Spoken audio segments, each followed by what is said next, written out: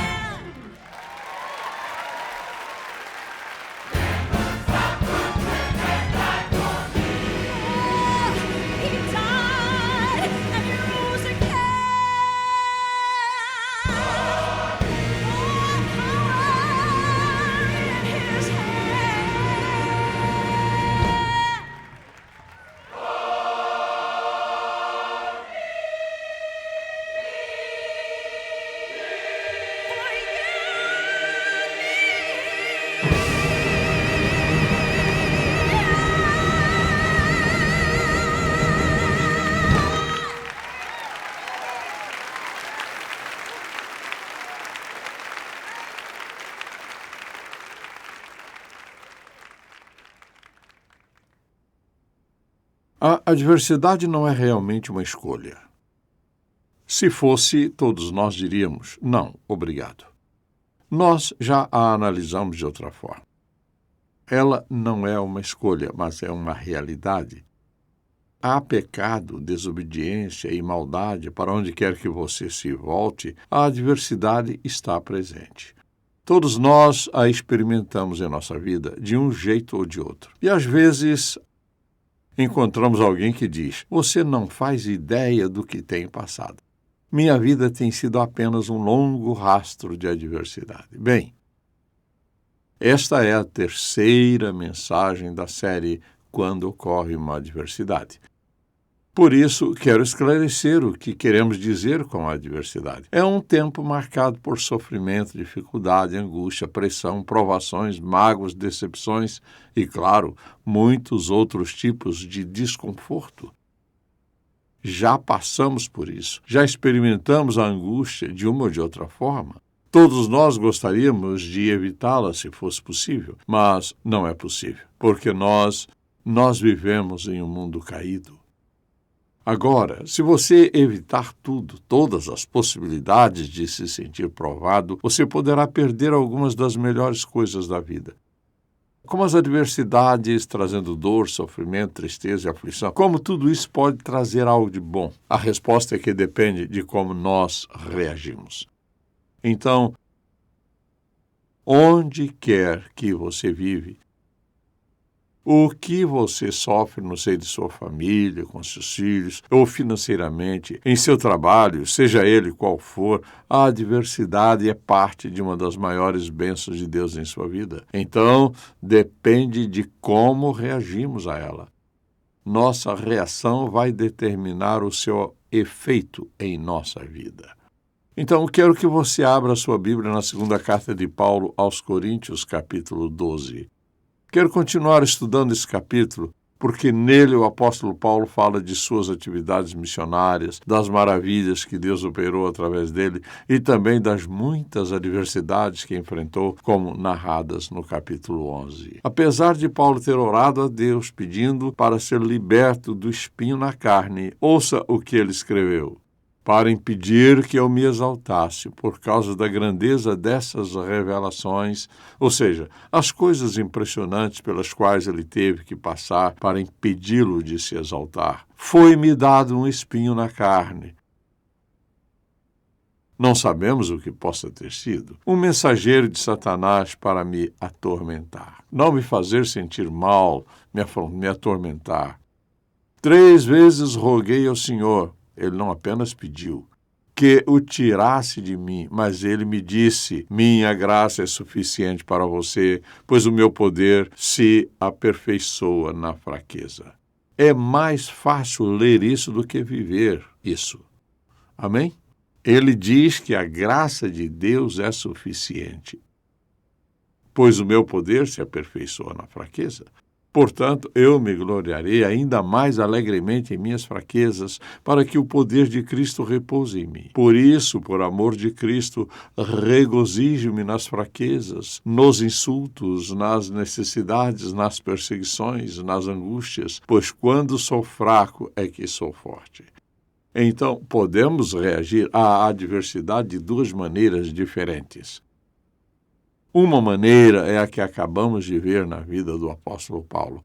A outra maneira, que vamos ver em algumas pessoas, é a de se afastarem de Deus quando a adversidade bate à porta delas. Eu tenho confiado no meu Salvador. Li a Bíblia, tenho orado. Quero que você olhe para o que aconteceu comigo. A escolha delas é errada. O que acontece com esses crentes é que eles começam a duvidar de Deus. Duvidam da realidade. Se Deus é realmente quem ele diz que é, ele não iria deixar que isso me acontecesse. Duvidam de Deus. A segunda resposta deles é a de quererem culpar a Deus por não preveni-los do que lhes aconteceu. Se Deus realmente me amasse, ele não iria permitir o que aconteceu à minha família, às minhas finanças, ao meu trabalho, ao meu futuro, à minha reputação, seja lá o que fosse. Teria deixado que isso me acontecesse. Às vezes, quando alguém não pode culpar seu marido, ou esposa, ou qualquer outra pessoa, ele culpa a Deus. Assim, tais pessoas, por acharem que Deus não foi o tipo de Deus que elas supunham, apontam o dedo contra Deus. Às vezes, a pessoa que não supera isso vive cheia de amargura. Muitos de vocês já conheceram alguém amargo? Sim. Sabem por quê? Porque não conseguem esconder a sua amargura. Você não pode esconder a amargura. Talvez você possa esconder alguma ferida em sua vida ou coisas que lhe aconteceram, mas a amargura é como o envenenamento do sangue que corre em seu corpo. Ela atinge tudo em você. Ela tira a sua capacidade de sorrir. Ela rouba a sua capacidade de amar, de aceitar. Ela atinge todos os aspectos da sua vida. Por causa de algumas provações que lhe aconteceram, você cresceu amargo. Talvez seja esta a razão para um monte de divórcios. As pessoas ficam tão amargas que a outra pessoa diz: eu não posso mais viver com isso. Só estou dizendo que muitas vezes é o que acontece. Pior coisa é que a adversidade tira o melhor das pessoas que crescem amargas. Elas desperdiçam a vida, andam longe de Deus, fecham a palavra de Deus. Elas não estão interessadas em nada, nem nisto, nem naquilo. E tudo que Deus planejou para elas, veja isto, o que quer que Deus tenha planejado para elas no bom plano dele, se perdeu. Esse ato de Deus de permitir a adversidade tem o propósito de limpar a nossa vida de algo que não deve estar lá, a fim de nos fazer crescer, amadurecer e nos ensinar algo. Mas certas pessoas, em vez de reagirem corretamente, tomam o caminho errado. Então, seguem o seu caminho como vidas fracassadas. Temos duas reações principais. Uma delas é caminhar para longe de Deus e a outra é esta. No meio da adversidade, muitas pessoas aprofundam o seu relacionamento com Deus. Todos nós podemos estar em uma dessas duas categorias. Na primeira, andando para longe de Deus. Na segunda, entrando num relacionamento mais profundo com Deus. E o que acontece? Se reagirmos bem, aqui está o que acontece. Desenvolvemos uma fé inquebrantável. Talvez na adversidade que Deus nos prova mais e mais. E mais uma vez que Ele ainda está lá, Ele ainda é digno de confiança. Podemos acreditar que Ele vai manter suas promessas. O que acontece é que a adversidade prova a nossa fé. Muitas pessoas assumem uma posição firme. Eu vou confiar em Deus. Vou perseverar na fé, vou me manter em movimento, não importa o quê. Quando nós, em meio à adversidade, buscamos um relacionamento mais profundo com Deus, isso é uma coisa. A segunda coisa é esta: a provação nos permite ter paciência incansável. Não vamos ficar impacientes. Se eu sei que isso é de Deus e estou confiando nele, Ele me dará a paciência para suportar o que quer que eu tenha de enfrentar. E acho que uma das maiores provas da nossa confiança em Deus é quando não nos importamos com o que está acontecendo, por mais doloroso que seja e por mais que queiramos nos livrar dele, mas pacientemente esperamos que o nosso socorro venha de Deus. Esse é um ponto muito, muito importante. Não é fácil ter paciência. Não foi fácil para o apóstolo Paulo. Ele disse que orou 3 vezes. É possível que tenham sido longos períodos prolongados de agonia diante de Deus. Um terceiro ponto que desejo salientar é este.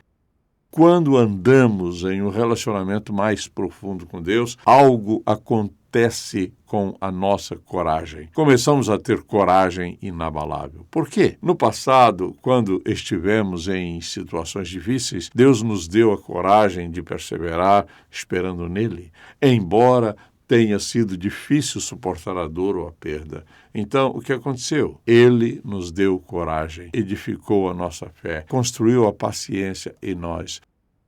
Se não tivéssemos nenhuma adversidade, não saberíamos o que poderíamos fazer. A adversidade constrói a coragem. Vou confiar nele, vou esperar por ele, vou crer nele. Eu estou reivindicando a vitória, não importa o quê. Posso estar sofrendo no momento e posso não gostar do que esteja acontecendo, mas sei em meu coração que Deus não vai me deixar frustrado. Um dos meus versículos favoritos: seja forte e corajoso. Não se apavore, nem desanime, pois o Senhor, o seu Deus, estará com você por onde você andar. Então, temos duas opções. Você pode andar para longe de Deus, ou você pode entrar no relacionamento mais profundo com Ele, o que vai fortalecer a sua paciência, a sua fé e a sua coragem. É claro que as adversidades sempre tornam mais puro o nosso coração. Algo acontece em nosso relacionamento com o Senhor. A nossa santidade torna-se mais que uma palavra. E se eu lhe perguntasse, você vive uma vida santa? Muita gente sequer sabe o que entendemos por vida santa. Uma vida santa não significa uma vida perfeita. Ainda temos a velha tendência para o pecado em nossa vida, que vai estar lá até que Jesus nos chame para casa. Podemos viver uma vida obediente na maior parte do nosso tempo. Quero dizer, mais e mais e mais do que o tempo em que fazemos a coisa certa. E se alguém lhe perguntasse, você está vivendo uma vida santa? O que você responderia? Não estou dizendo que temos que ser verdadeiros santos aqui, mas talvez você pudesse responder, bem, eu não digo que sou santo. Por que não?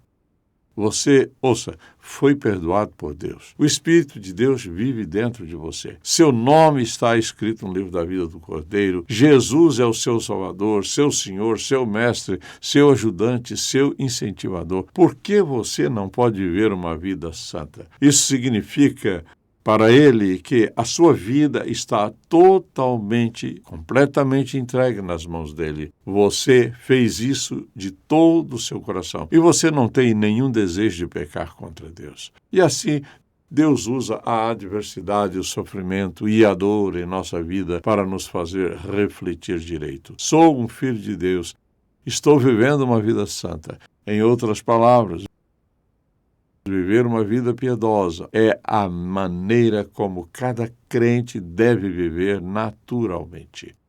Então, eu vou viver uma vida santa. Alguém diz, bem, quanto tempo você pode viver sem nenhum pecado? Vocês não querem saber quanto tempo? Vocês querem saber? Digam amém. Amém. O tempo que você escolher. Você escolhe quanto tempo quer viver sem pecar. Você não tem que ser negativo. Mas você diz, eu vi algo que me fez lascivo. Bem, não deveria ter olhado. Se você acha que vai torná-lo lascivo, não olhe. Se você vê algo que não deveria ver e pensa, eu poderia fazer isso e ninguém nunca saberia. Em outras palavras, veja isto, o pecado é uma escolha, é uma má escolha. É uma escolha que nos separa de Deus, que nos separa da vontade dEle, do propósito e do plano dEle para a nossa vida. Ele tem o melhor para nós. E a adversidade é de Deus, uma das maneiras dEle fazer o quê? Moldar-nos à sua própria semelhança em santidade e justiça, que são partes da vida cristã. Quando reajo da maneira certa, eu vou para a palavra de Deus.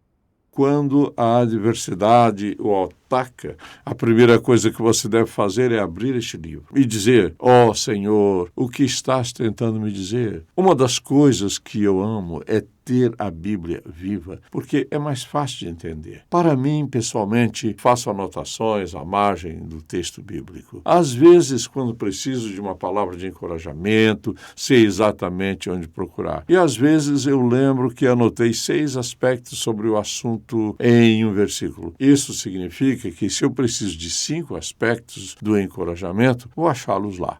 E assim há algo na palavra de Deus a respeito da vida. Posso dizer-lhe que a Bíblia é a coisa mais preciosa que você possui. É o único guia que está lá para levá-lo para o céu. Aqui é a voz de Deus numa cópia humana. Esta é a maneira de viver. Esta é a maneira de olhar no rosto de cada adversidade e dizer: sim, eu vou reagir à maneira de Deus. E tudo o que Ele quer fazer na minha vida, a resposta é sim. Deus, eu quero permanecer no teu caminho, porque o meu objetivo, qualquer que seja a minha vida, é alcançar o teu objetivo. E é isso o que eu vou fazer. Agora ouça, nós vamos enfrentar as adversidades. Não há ninguém que esteja isento delas. Então, sabendo que isso vai acontecer, apenas faça uma escolha sábia hoje. Senhor, aceito as adversidades que tu permitires na minha vida para fazeres de mim um verdadeiro santo. Quero ser uma pessoa piedosa, alguém que tu possas usar. Quero ser alguém que se pareça um pouco com teu Filho Jesus. Que eu seja como ele e reaja como ele. Quero tomar a decisão certa acerca da adversidade. Tu fizeste de Paulo um santo incrível, e ele nos tem abençoado durante estes quase 2000 anos. Quero que faças de mim esse tipo de santo.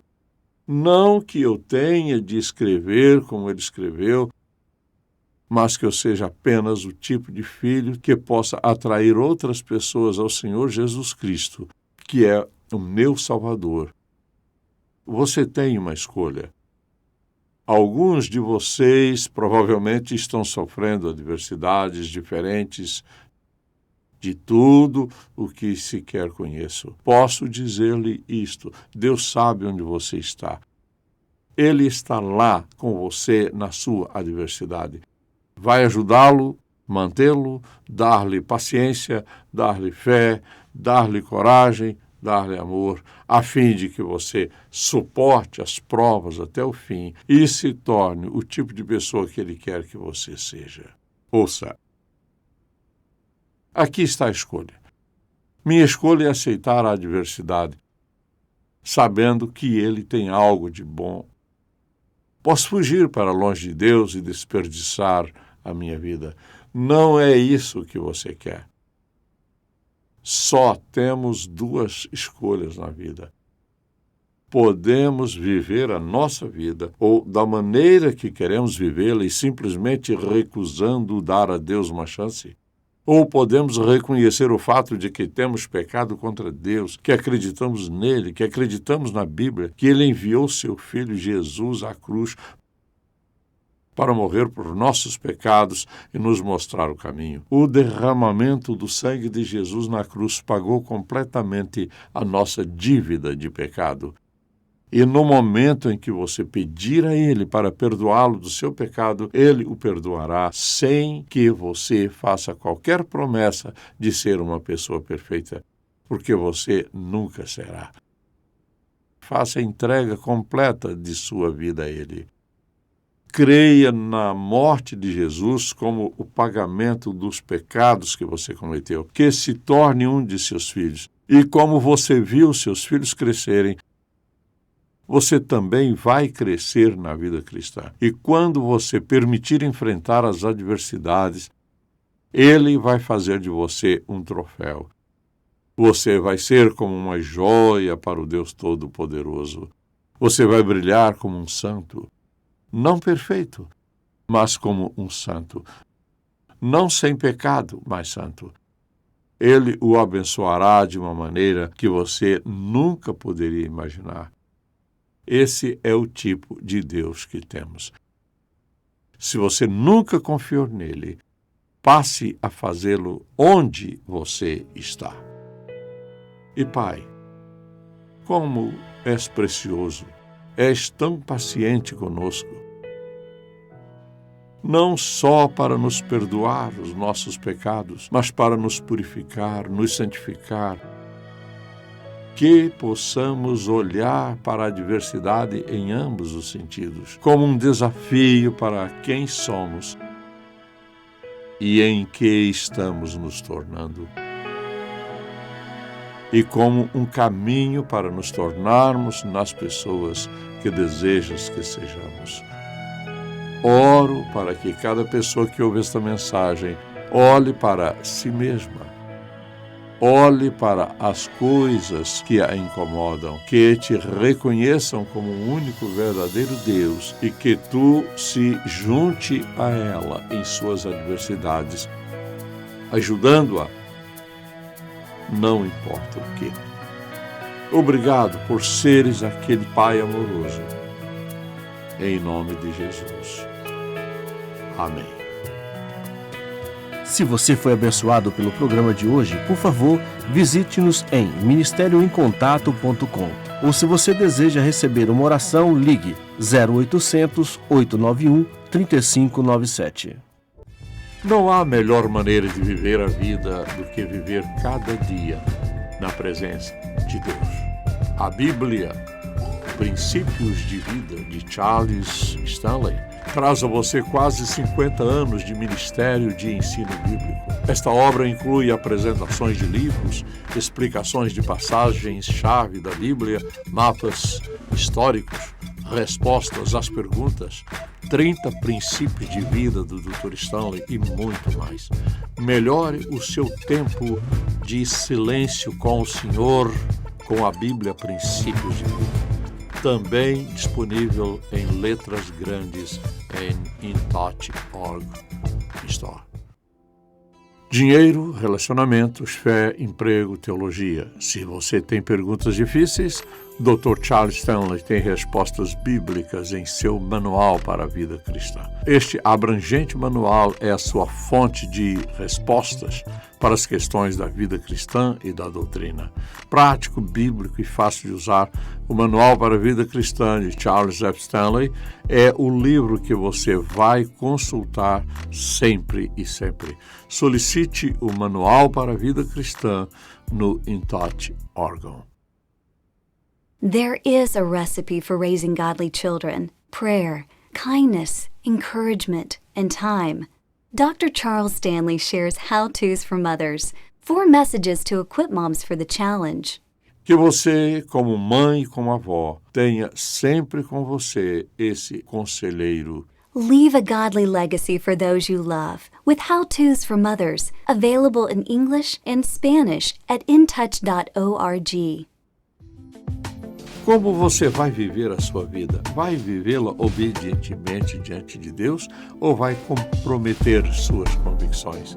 Um crente obediente que não compromete a sua fé é uma potência nas mãos de Deus. Tocando o mundo com uma paixão por Deus e compaixão pelas pessoas. Em Contato com o Dr. Charles Stanley. É uma produção da InTouch Ministries, Atlanta, Geórgia, Estados Unidos. Este programa só é possível pela graça de Deus e a fidelidade de nossos parceiros de ministério ao redor do mundo.